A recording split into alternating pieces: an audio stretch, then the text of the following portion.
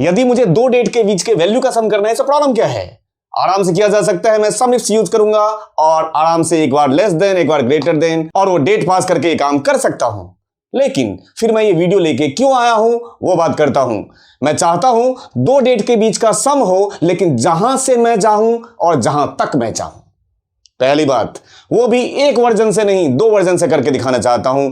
एक सम ifs version, दूसरा some product version. तो आगे चलते हैं। इस एग्जांपल के जरिए सम इफ्स और सम प्रोडक्ट इन दोनों वर्जन का यूज करते हुए दो डेट मतलब डायनामिक डेट के बीच का जो वैल्यू है उसको सम करने की कोशिश करते हैं। सब्सक्राइब कीजिए इनोजेंट चैनल को और बेल आइकन को दबाइए एक्सेल और करियर मोटिवेशन वीडियोस देखने के लिए।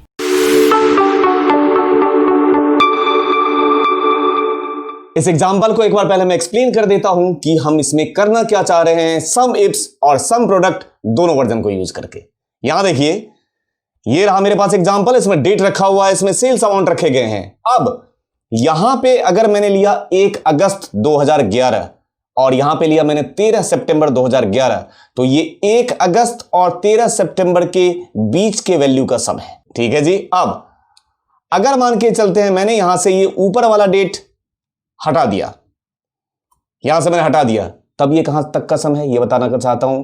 तब ये जिस डेट को आपने ये ब्लैंक किया है, इसका मतलब अब ये ब्लैंक का मतलब ये यहां से लेगा। ये जो सम है ये स्टार्टिंग से लेके, स्टार्टिंग पोजीशन से लेके 13 सितंबर तक का सम है। यहां से लेके 13 सितंबर तक पहुंच जाइए। 11, 12 और 13, 482146 यही आउटपुट में भी है।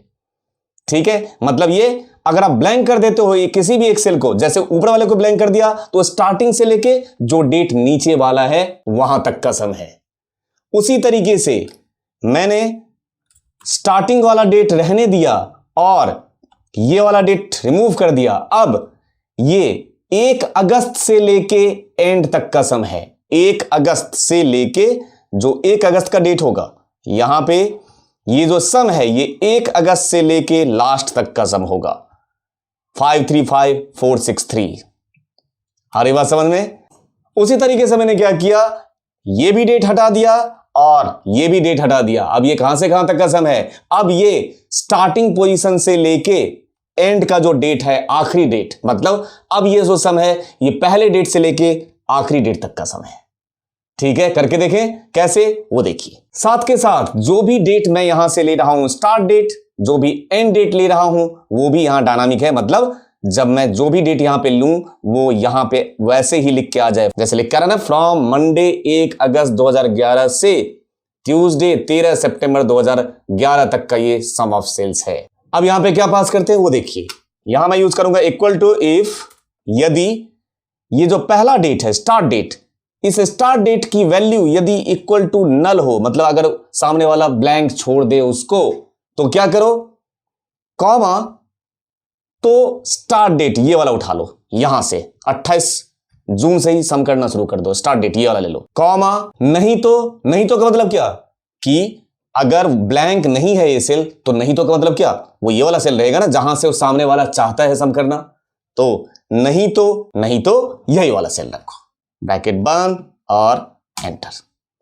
ये उसकी डेट वैल्यू निकाल लिया उसने कि अभी इसकी उसने डेट वैल्यू निकाल ली होगी 1 अगस्त की, क्योंकि ये सेल ब्लैंक अभी नहीं है। अगर यहां ब्लैंक कर दूंगा मैं तो जो ये डेट वैल्यू आ रहा है 40722, ये किसका डेट वैल्यू आ रहा है? ये इसका डेट वैल्यू आ रहा है ना, ये इसका डेट, क्योंकि नहीं तो में फिर यहां से सम करेगा और अगर आप रखोगे तो यहां से सम करेगा। आ रही बात समझ में? एक और कंडीशन लगाना चाहेंगे, इक्वल टू इफ यदि, अगेन लॉजिकल टेस्ट में इस बार ये वाला डेट, एंड वाला डेट, ये इक्वल टू इस बार फिर से नल हो। अगर इस सेल की वैल्यू फिर से नल है तो कॉमा किसको उठा ले, इस बार स्टार्टिंग डेट नहीं, इस बार आखिरी डेट को उठाए। कि अगर नीचे वाले को नल छोड़ देता है तो आप नीचे तक सम करोगे ना, सबसे लास्ट, तो सबसे लास्ट में पहुंच जाओ, ये वाला डेट उठा ले B93, कॉमा, नहीं तो जहां तक आप चाहते हो वहीं तक का तो सम करना चाहते हो, तो नहीं तो वही वाला डेट उठा ले, यही वाला डेट, ब्रैकेट बंद और एंटर। तो अब ये इसको अगर आप नल छोड़ दोगे तो लास्ट वाले डेट पे पहुंच गया। नल नहीं छोड़ोगे तो जहां तक का डेट आपने पास किया है वहां से वहां तक ऐसे सम करना चाहता हूं। अब तो सम इफ्स यूज करना है, वो वर्जन हमें आता है, सम प्रोडक्ट भी यूज करना है, वो वर्जन भी हमें आता है, दोनों लगा के देखते हैं। Equal to sum ifs. सबसे पहले क्या मांग रहा है आपसे? सम का रेंज। तो सम का रेंज कौन है? ये वाला वैल्यू, ये ले लिया हमने सम का रेंज, कॉमा अब क्या मांग रहा है? Criteria range 1। तो क्राइटेरिया रेंज 1 ये रहा डेट,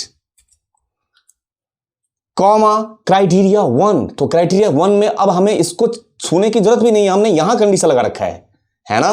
तो क्राइटेरिया 1 में हम पास करेंगे डबल कोट्स में greater than equal to double quotes बंद M% कॉन्कैटिनेट किया जाएगा इस ऊपर वाले के साथ, जिससे कि वो जो कंडीशन लगा रखा है आपने वहीं से डेट उठाए। इसका फायदा जो हम अब तक करते आए थे, डेट वाला ऐसा नहीं कि एग्जांपल हमने किया नहीं है, ये एग्जांपल हमने किया है बट स्टैटिक तरीके से किया है। हमने क्या करते थे, यही डेट यहां से ले लेते थे, तो वो स्टैटिक हो गया ना, वो भी फिक्स हो गया, ये भी फिक्स हो गया, लेकिन यहां फिक्स नहीं है, यहां जहां से आप चाहो, जहां तक आप चाहो वो है।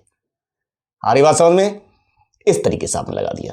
तो ग्रेटर देन इक्वल टू वो डेट, ठीक। उसके बाद criteria range 2 again date phrase, comma criteria 2 double quotes में इस बार less than equal to M% और नीचे वाला ये डेट वैल्यू, दोनों कंडीशन के बेस उठाए, याद रखिएगा। ब्रैकेट बंद और ये देखिए सामने सम इफ्स आपने लगाया और एंटर, ठीक है। ये 1 अगस्त 2011 से 13 सितंबर 2011, लेट मी चेक। 1 अगस्त 2011 से कहां है? 1 अगस्त 2011 से 13 सितंबर 269472 होना चाहिए वैल्यू। क्या है हमारा वैल्यू? 269472 बिल्कुल सही है। ये देख लीजिए आपने कैसे यूज किया है, अलग से कंडीशन पास करके उसको डायनामिक बना दिया डेट को उठा के, ठीक है। अब आप जहां से जहां तक चाहते हैं, या अगर ब्लैंक कर देंगे तो स्टार्टिंग से एंड तक। सम प्रोडक्ट वर्जन तो इस सम इफ्स से भी बेहतर, लगा के देखते हैं एक बार। सम प्रोडक्ट एरे 1, तो ये रहा रेंज 1, लेकिन रेंज 1 लेने से पहले आपको एक और ब्रैकेट स्टार्ट करना होगा, क्योंकि यहां रेंज 1 में कंडीशन तो पास करेंगे, है ना। तो यहां ब्रैकेट्स के साथ ऐसे ले लिया रेंज, ठीक है जी। ये ग्रेटर देन इक्वल टू किसके हो जाए? इस वाले के, ठीक है। ब्रैकेट बंद, फिर से मल्टीप्लाई, फिर से ब्रैकेट स्टार्ट, फिर से ये रेंज, यही वाला रेंज, ठीक है। इस बार लेस देन और इक्वल टू किसके हो जाए? इस वाले डेट के, ब्रैकेट बंद। अब मल्टीप्लाई का साइन, और तीसरा जो सम सेल्स का सम करके लाना है, उसमें कोई कंडीशन तो नहीं है, तो कंडीशन जिसमें नहीं होगा उसमें ये ब्रैकेट पास नहीं होगा। सीधे आप क्या करेंगे, ये रेंज ले लिया, बस तीसरा एरे हो गया। ये हमने 3 एरे पास किया। फिर से बता रहा हूं, अगर मैं मल्टीप्लाई का साइन नहीं यूज करूंगा तो कोएड्स करना पड़ेगा, डबल नेगेटिव लगाना होगा। अगर आपने कोएड्स कर रखा है तो मल्टीप्लाई की जरूरत नहीं है, मल्टीप्लाई कर रखा है तो कोएड्स की जरूरत नहीं है, ठीक है। ये रहा आंसर, एंटर।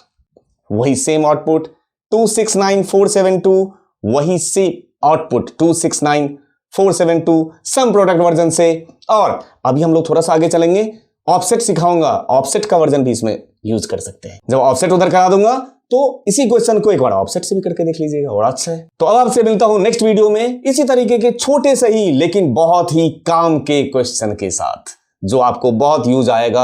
आप जब ऑफिस में काम करने के दौरान या प्रैक्टिस करने के दौरान आप यूज कर रहे होंगे तो लगेगा कि हाँ यार ऐसा होना चाहिए। तो फिर मिलते हैं नेक्स्ट वीडियो में। Thank you.